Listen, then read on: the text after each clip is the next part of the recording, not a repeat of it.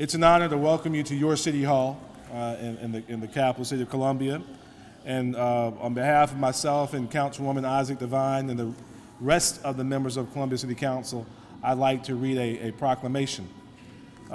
Whereas American Indian, Alaskan Natives, and the Native Hawaiians have played a vital role in the life of our state, city, and country, and their many contributions have enhanced the freedom, prosperity, and greatness of South Carolina. And whereas there's one tribal community who's based in and has its current offices in Columbia, South Carolina, the Cherokee Indian Tribe of South Carolina, also known as the Eastern Cherokee, Southern Iroquois, and United Tribes of South Carolina Incorporated. The city of Columbia was once Cherokee land, and the Cherokee Path began here and went to Charleston from Columbia.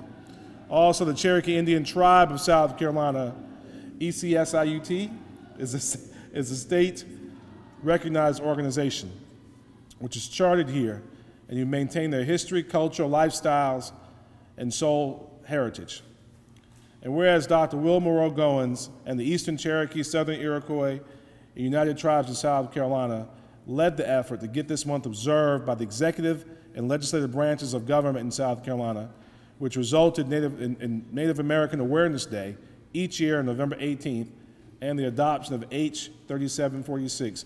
And whereas many Native Americans, Central Americans, and Alaska Natives, and South Americans of Indian descent have come to be citizens and residents of the state of South Carolina and Columbia from many different parts of the Western Hemisphere, have served with valor and distinction in wartime, and their artistic, entrepreneurial, and other skills have truly enriched our South Carolinian heritage. And whereas the Eastern Cherokee, Southern Iroquois, and United Tribes of South Carolina Incorporated will once again be hosting the 18th annual Native American Film Festival, Native American Indian Film and Video Festival of the Southeast in November in Columbia. This festival is the longest running of its type in the Southeast and has expanded, including stories and themes from Central America's indigenous people, South America, New Zealand, Hawaii, Asia, Africa, and indigenous films from throughout the world. Now, therefore, I, Stephen K. Benjamin, Mayor of the City of Columbia, South Carolina, along with my fellow members of Columbia City Council, do hereby proclaim November 2015 as South Carolina Native American Heritage Month in the City of Columbia, and urge all citizens of Columbia, South Carolina to observe this month with appropriate programs, ceremonies, and activities.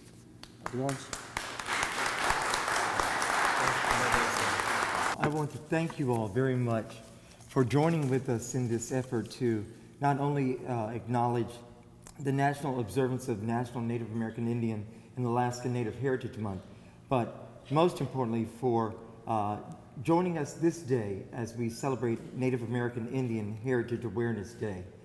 It's a great effort, and this is only our third ever in this state, so it's great to be here in City Hall, and I thought that it would be appropriate that the capital city would lead the effort across this entire state by celebrating Native American Awareness Heritage Day.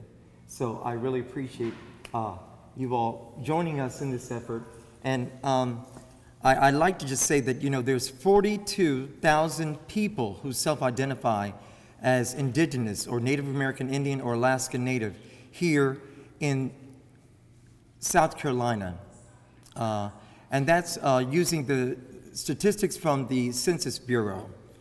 There's quite a few here in the Columbia area. This was once Cherokee land. There are 13 Native American Indian tribal communities that are body politic, that are organized, that maintain their tribal name, customs, culture, heritage, and they are all across this great state, this Palmetto State. We have Native Americans in all 42 counties of this state. We only have one federally recognized tribe or nation, and that's the Catawba Indian Nation in York County. But there are some very important, unique tribal communities throughout the state that still maintain who they are as Native people.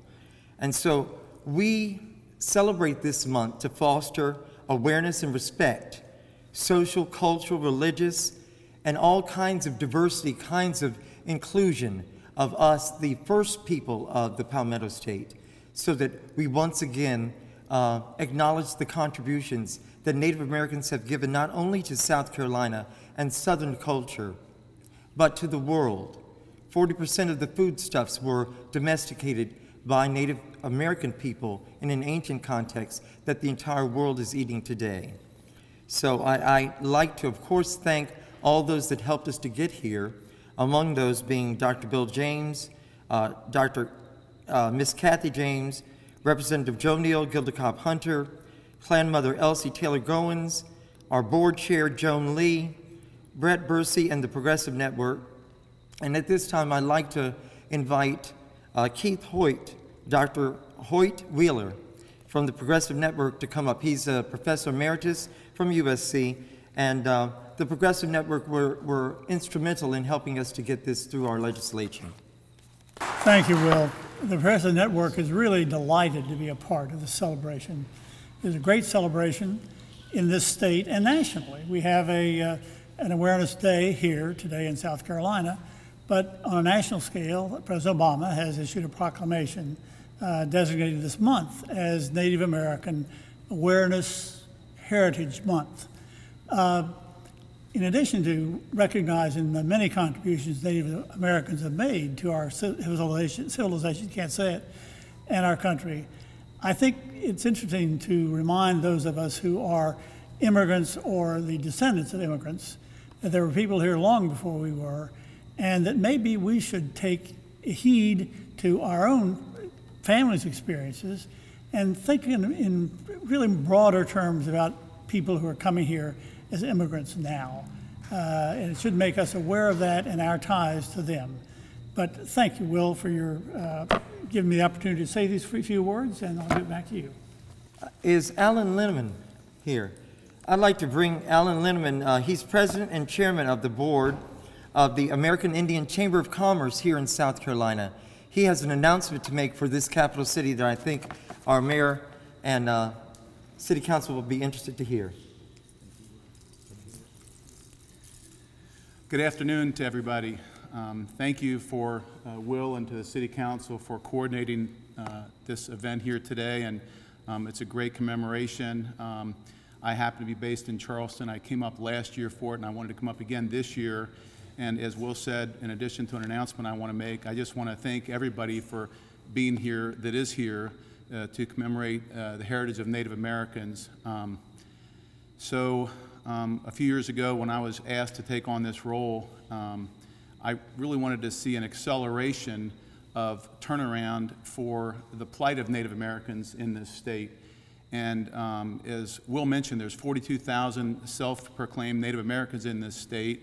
And unfortunately, Native Americans, for those of you that don't know these statistics, they have the worst statistics in terms of the plights of mankind of any minority in the country. And unfortunately, South Carolina has among the worst statistics of any state in the Southeast. So when I talk about the plights of mankind, whether it's homelessness, joblessness, lack of health care, education, it's a monumental problem, and it's a particular problem within this state. So my goal, in keeping with the theme of commemoration of heritage, and also, as Will indicated, for the theme here today, and I just need to look at it to be sure I say it properly. The theme here today, for those of you that saw the email, was growing Native leaders and enhancing our 7 generations.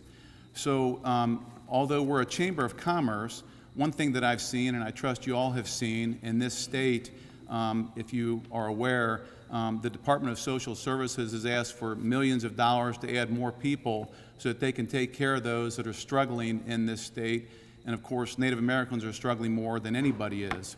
And yes, their numbers are fewer. If you think about it, as I've shared with some of you historically, Native Americans are a minority among minorities. So what's interesting is when people talk about the challenges that minorities have, it's very common for them to talk about the challenges of African Americans, and it's very common for them to talk about the challenges of Asian Americans and Hispanics, but very rarely do they speak about the statistics and about the challenges that Native Americans have. So we too are looking to raise that awareness, but we're also looking to make change in that space. So we see a considerable need to have a greater interface between economic development and advancing education for Native Americans, because every one of us here has a short window of time on this earth, on Mother Earth, to either make an impact and make things better, or to continue to talk about how bad things are and how we got here. So I have found that if I focus my energies, and if I can get everyone else to do that in support of what we're trying to accomplish, to make things better for those that follow us when we're passed, then I think we can have a better situation. So thank you for your patience as I lead up to my announcement, which is we have had 8 prior economic development summits in this state. Our last 2 were in Rock Hill and in Greenville. So we're now coming around to the capital city in the same time frame of the year. So on April 21st and 22nd of 2016, we're going to have our 9th annual Economic Development and Advancing Education Summit here in the capital city.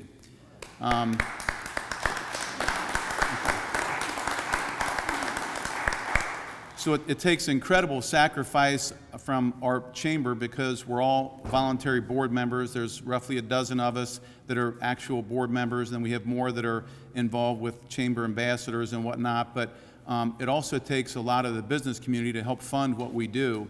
And so the venue is going to be the South Carolina State Museum on Gervais Street. And basically the way we do it is we have a reception the night before, which is an incredible opportunity for meeting and greeting. And then the next day, we have a full day of presentations on the economic development side for one half of the day, typically in the morning, and on the advancing education side in the afternoon. So we need, in order to be successful, participation from not only the business community in Greater Columbia and throughout this state, because we're a state chamber of commerce, but because we're in the city, we're hoping that the city, much as Will was saying, the city leading here, the capital city, for commemorating Native Americans, we need their support for what we're doing for our 9th annual Economic Development and Advancing Education Summit. The great news is we've already had Duke Energy, BMW, Blue Cross Blue Shield, Fort Jackson, indicate that they want to play with us, so to speak. So they're going to be supporting us, they're going to be working with us, they're going to give us some partial funding. It's not going to be enough just on them alone. But it's a great start in terms of key pillars within this great area of Columbia. And so that's the main thing I had for you all today. And I would just offer, for any of you that happen to want to get additional information, I brought some business cards with me. Our website, as you might imagine, for those of you involved with nonprofits, our website needs to be updated, and we're working on that. So it doesn't have all the latest information, but I have an email on my card. I can give you that information. You can call me. My direct dial cell phone number is on there. And other than that, I just want to thank you again for your time and your patience with me as I share with you what I did. And I thank you again, Will, and the council for having us here today and their coordination. Thank you for being here. I would be remiss if I didn't mention and acknowledge Representative Dennis C. Moss and Representative Stephen Moss, who helped us to get Native American Indian Heritage Awareness Day through the legislature. While we're here, we are a tribe that's located here in the city, the capital city, but we do have tribal members that are located in the Midlands, and we didn't have boundaries, and so many of their people for thousands of years have been a part of the Midlands area. Here today we have, and I'm just doing a shout out, the chief of the Beaver Creek Indian Tribe, which is a state-recognized tribe, Chief Louis Chavis. We have Chief Ralph Oxendine. He is chief of the Sumter Tribe of Chiraw Indians. We also have the tribal administrator, Miss Lisa Collins of the Waspinasaw Tribe of Varnertown, all with us today.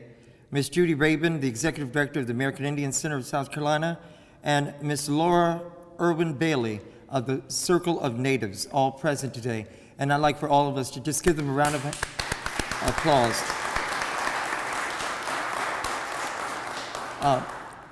Native Americans have an old custom. It's a giveaway. It's the potlatch. It's how we express ourselves at times of celebration. We bring gifts to share with people. And so I would not want to come here into these chambers without leaving something for our mayor and our city council. So if you'd like to come up, you can proudly display this here. And it's celebrating American Indian Alaska Native 2015, November. And of course, it has waters, life's flow, soil's provider of generations as a motto. Thank you. If someone could turn that up, we're going to have a few Native dancers come up and show you how we celebrate our dance expressions. We are multi-sensory. We hear, we smell, we taste, and we also dance as we take up our good spirits and our good energies in the celebration of Native American Indian Heritage Month.